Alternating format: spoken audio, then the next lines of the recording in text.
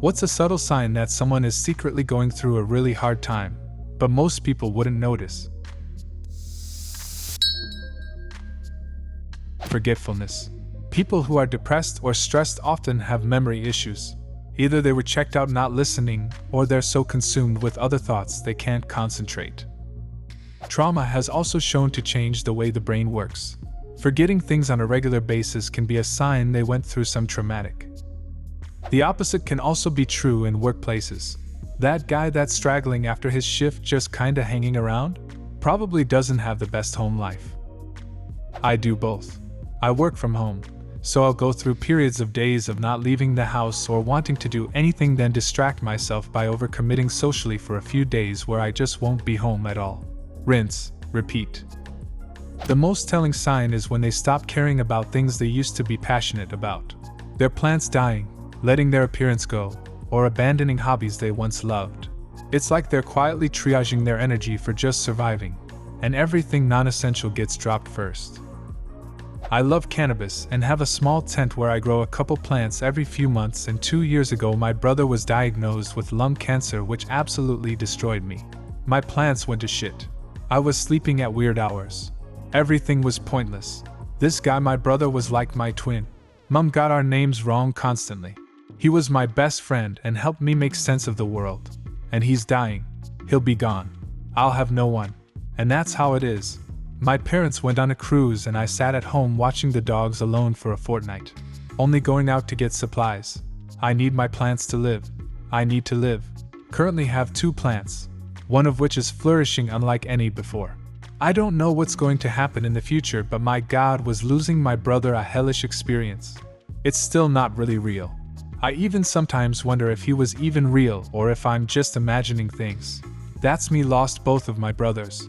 Ever since the first one died as a child, I worried about who would die next, and I never prepared for my other brother to leave. They can talk about anything but themselves, unless it's in the most superficial ways. They've built up a defense that acts like a false front for the world, and it's too difficult for them to cross that barrier without exposing what's really going on.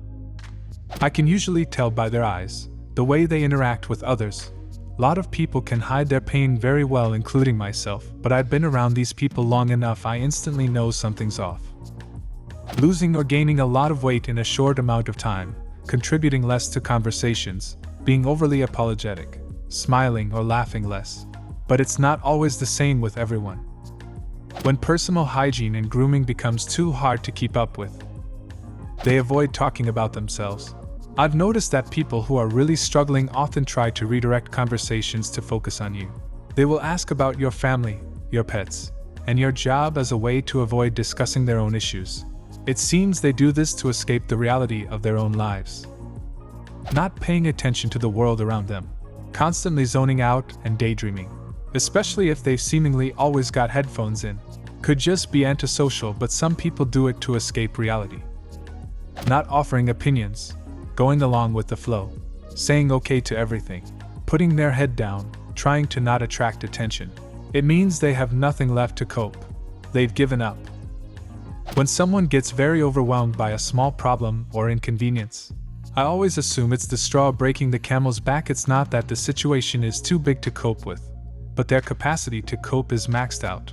When my emotional health was at a low, I would cry all the time at the slightest inconvenience, much to my embarrassment. My nervous system was so stretched thin it just couldn't handle the slightest bit of added weight. Smiles that don't quite make it to the eyes. I know for me, personally, the signs were probably really obvious that I had depression. People would tell me that I was talking slower than normal. I would zone out frequently, or have conversations with people without eye contact. I spent full days in bed. I rarely ate unless it was past midnight, etc. I've isolated myself completely because I can't hide it like I used to. Tears are too close to the surface. I know people think I don't care, and that makes me feel so ashamed. Out of character behavior. That person who's usually on it, but missed something major? That person who's usually late, suddenly showing up early? Weight fluctuations. Unfocused. Etc. If someone who is usually stressed out suddenly stops being stressed out, it's time to really check in with them. Same when people start giving away their possessions. I isolate. Don't want to shower. Don't want to wash my hair. Life becomes a chore. Weight gain.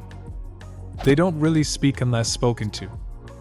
Had a friend who started to listen to music a lot, took the next year off college due to mental health. Any change in behavior indicates you should check in my opinion.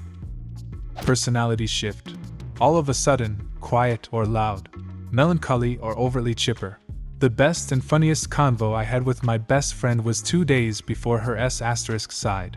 She seemed so happy and silly, and she was usually very quiet and serene. Sometimes there are no signs at all. That's why you should always treat people with compassion.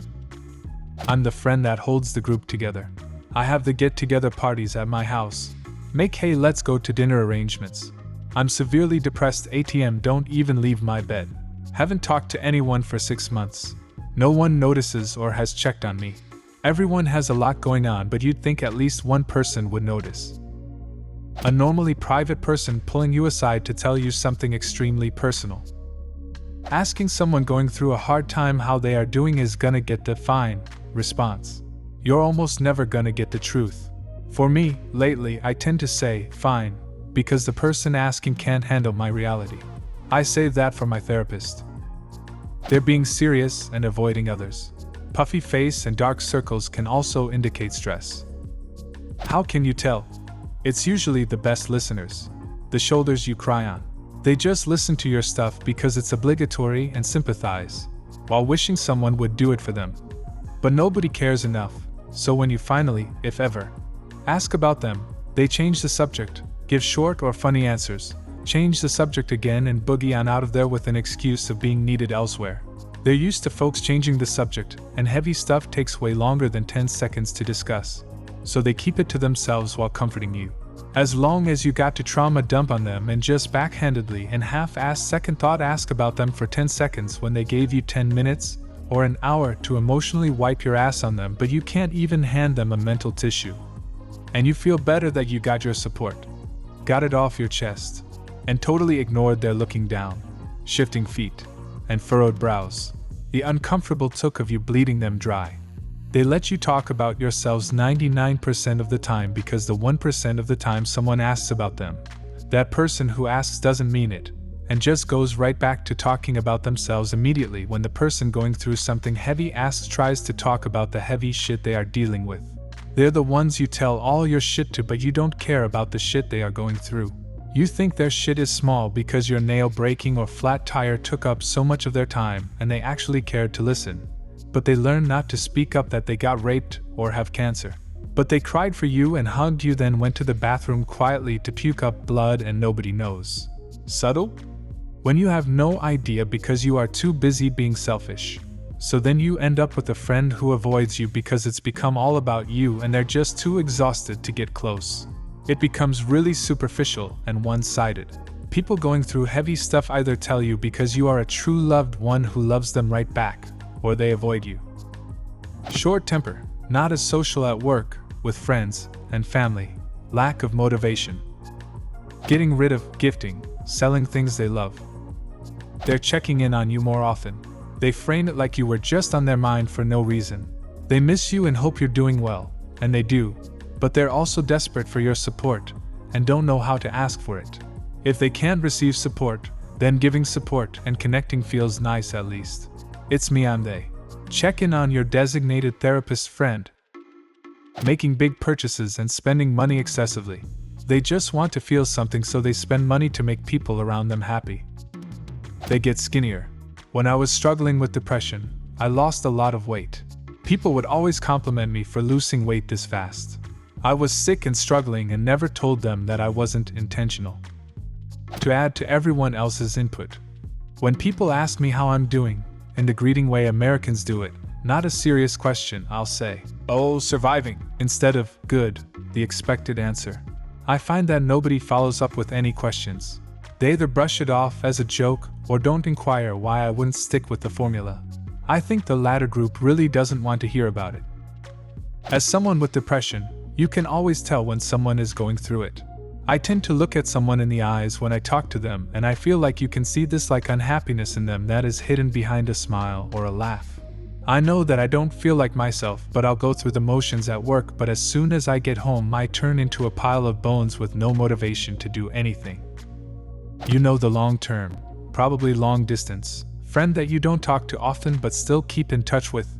If they start reaching out more than usual, check on them. Keep checking on them. You stop caring. It doesn't matter if you make it to the next day. You start taking risks you wouldn't in your right mind. Your eyes get tired. When you've been to those lows, you can clock it immediately. A blank stare that holds back many words. Dreary eyelids. Dark. Lifestyle changes. The early bird becomes a night owl. The tidy one doesn't seem to mind the mess. The dog isn't getting as many walks. Difficulty making even small decisions. Being on their phone, doom scrolling, basically either they are sleeping or always hooked to some digital media. I'm not sure if this is common across all age groups, but I've seen and experienced it most among teenagers, young adults. It's an escape from thinking, an escape from realizing just how deep you are spiraling. I feel like most addictions are an indicator of that. But phone social media addiction is so common now that people don't realize that sometimes it's a cry for help. We feel stuck, frozen in a really difficult present. And the phone is a momentary illusion of feeling, not depressed, of being in control of, at least doom scrolling. There's nothing that uniquely indicates this. Sometimes people mask their feelings perfectly or sublimate their feelings to the point even they don't really know how they're feeling. What's a subtle sign that someone is secretly going through a really hard time? Leave a comment and subscribe to the channel if you want to see more videos like this one.